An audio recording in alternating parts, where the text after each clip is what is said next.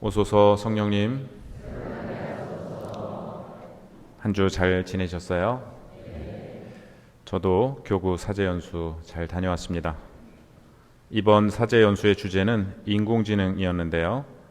인공지능의 원리와 한계, 또 그 위험성에 대해 배우는 시간이었습니다.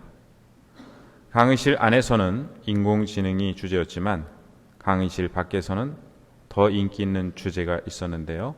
뭐였을까요? 김유정 그는 과연 어떻게 살을 뺐나?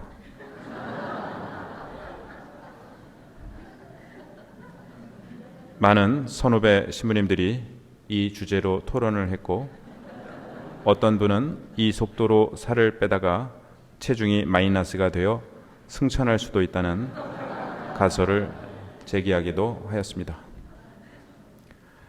오늘은 주님 승천 대축일입니다.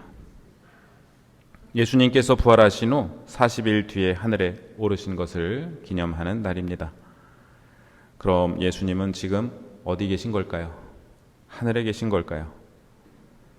최초의 우주 비행사로 불리는 구소련의 유리 가가린은 1961년 인류 최초로 지구 궤도를 도는 우주 비행에 성공하였습니다. 당시 서기장이었던 니키타 후르쇼프는 연솔 도중 가가린은 우주로 날아갔지만 그곳에서 신을 보지는 못했다는 말을 했습니다. 그런데 이 말은 하늘에 대한 오해에서 비롯한 말입니다. 우리는 하늘에 계신 우리 아버지께 기도하고 예수님께서 하늘에 올라 전능하신 천주 성부 오른편에 앉으셨다라고 고백합니다. 그런데 이 하늘은 스카이가 아니라 헤븐입니다. 우리가 비행기를 타고 올라가는 곳은 장소적 의미의 하늘, 즉 스카이이고 하느님께서 계신 하늘은 초월적 의미의 하늘, 즉 헤븐입니다. 실제로 가가린은 독실한 러시아 정교회 신자였으며 친구에게 우주 비행사는 우주에 떠 있으면서 마음과 가슴에 하느님을 품지 않을 수 없다고 말했다고 합니다. 이 말을 되짚어 보면 하느님은 우주의 어느 한 공간에 계신 것이 아니라 우주 비행사의 마음 안에, 가슴 안에 계시다는 것입니다. 그렇다면 하느님 계신 하늘은 어디일까요? 우주의 어느 한 지점이 아니라 우리 마음이 될 수 있습니다. 예수님께서 하늘에 오르셨다는 표현에 대해 예수님께서 우리를 떠나 하늘로 가셨다라고 생각하기 쉽습니다.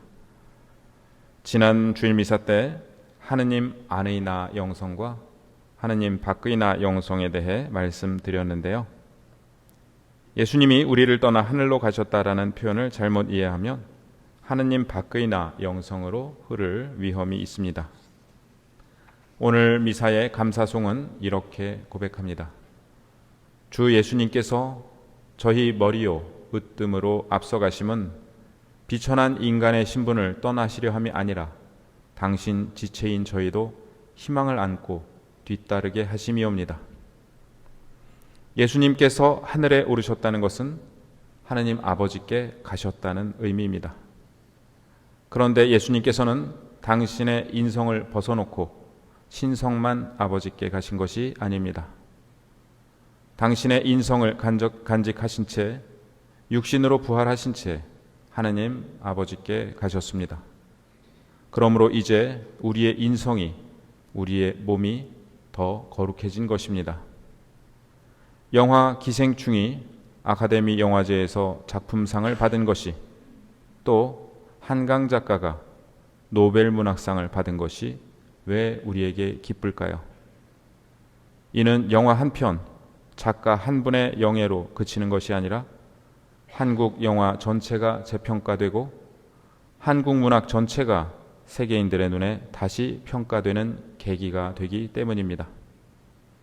예수님께서 우리와 똑같은 인성을 지니신 채 승천하심으로써 이제 인성 자체가 거룩함의 영역에 들어섰습니다.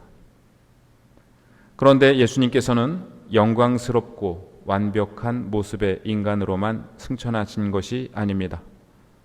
당신의 상처, 즉 오상을 지니신 채 하늘에 오르십니다. 우리 앞에 있는 부활초에는 5개의 향덩이가 꽂혀 있는데 이는 예수님의 5 상처를 상징합니다.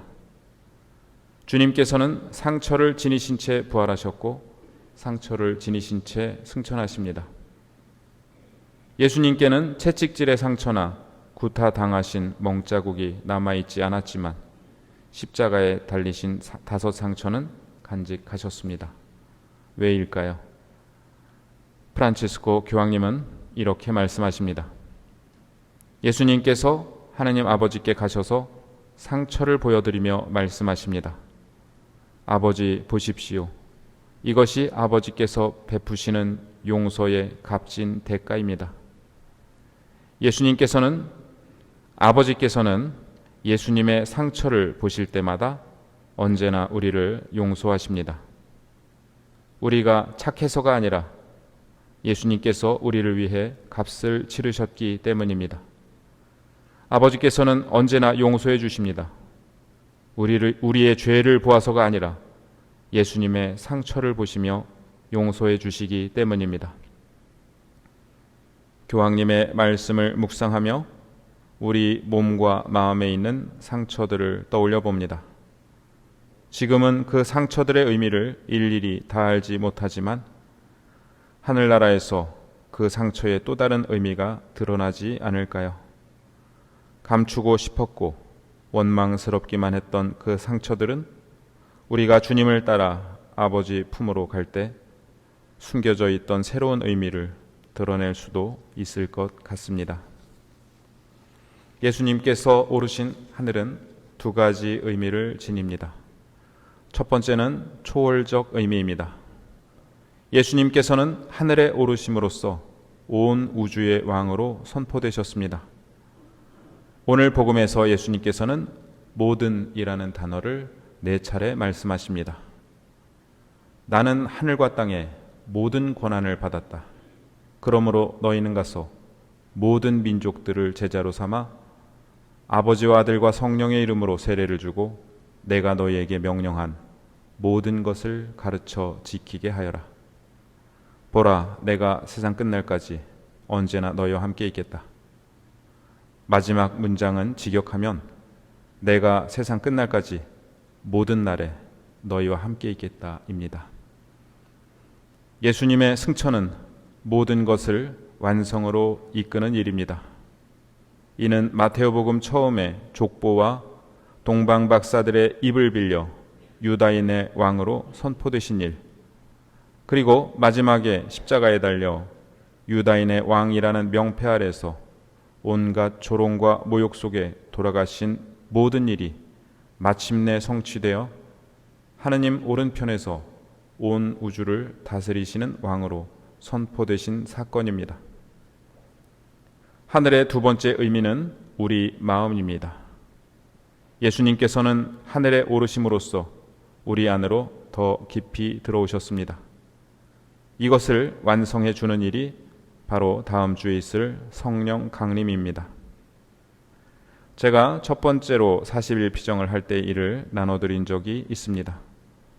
피정 중에 하느님의 현존을 체험하는 것을 예수님께서 내 안에 오시는 것으로 표현했는데 저는 피정 막바지에 이르도록 그러한 체험을 하지 못하고 있었습니다. 그래서 어느 틈엔가 예수님 제 안에 오세요 라고 기도하게 되었는데 피정을 지도하시던 권민자 수녀님은 그것도 집착이니까 내려놓으셔야 한다고 말씀하셨습니다. 그래서 이렇게 기도했습니다. 예수님 안 오셔도 됩니다. 하지만 많이 안 바쁘시면 좀 오세요. 그러다가 문득 이런 생각이 들었습니다. 내가 뭔데 예수님더러 오라 마라 하는가? 원래 윗사람이 아랫사람더러 오라고 하는 거잖아요. 제가 신학교에서 신학생을 면담할 때도 신학생이 저를 찾아오지 어느 신학생도 저더러 신부님 제가 면담 좀 하고 싶은데 몇 시까지 제 방으로 오시겠어요? 그렇게 얘기하지 않았습니다. 그런데 제가 뭔데 예수님께 저에게 오시라 마시라 하고 있나 하는 생각이 들었습니다. 그제서야 백부장이 한 말이 이해가 되었습니다. 굳이 자신의 집에 오시겠다는 예수님을 만류하며 주님, 저는 주님을 제 지붕 아래로 모실 자격이 없습니다. 그저 한 말씀만 해주십시오. 라고 고백했던 그 백부장의 말은 이제 영성체전 우리의 기도가 되었습니다. 저는 예수님께 진심으로 말씀드렸습니다. 예수님, 정말로 오시지 않아도 됩니다. 그런데 이 말씀 뒤에 저도 모르게 왜냐하면 이미 와 계시니까요 라는 고백이 뒤따라 나왔습니다. 그러자 제 온 마음이 예수님의 현존으로 가득 차 있는 것이 느껴졌고 더 이상 아쉬운 것이 없었습니다. 주님은 이미 우리 안에 계시지만 그것을 진정으로 깨닫게 될 때는 우리가 진실로 겸손하고 뉘우치는 마음을 가질 때입니다. 예수님께서 하늘에 오르셨다는 믿음을 고백하며 우리는 눈을 들어 하늘을 봅니다. 그리고 눈에 보이는 하늘 너머 보이지 않는 하늘에 계신 주님께 우리의 시선을 향합니다. 또한 우리는 그 하늘이 우리 안에도 있음을 알아차려야겠습니다. 나아가 우리는 우리가 일상에서 만나는 사람, 우리 가족, 길에서 마주치는 사람을 진정 어린 눈길로 바라보아야겠습니다. 예수님께서는 그 사람 안에 계십니다. 그러므로 그가 바로 하늘입니다.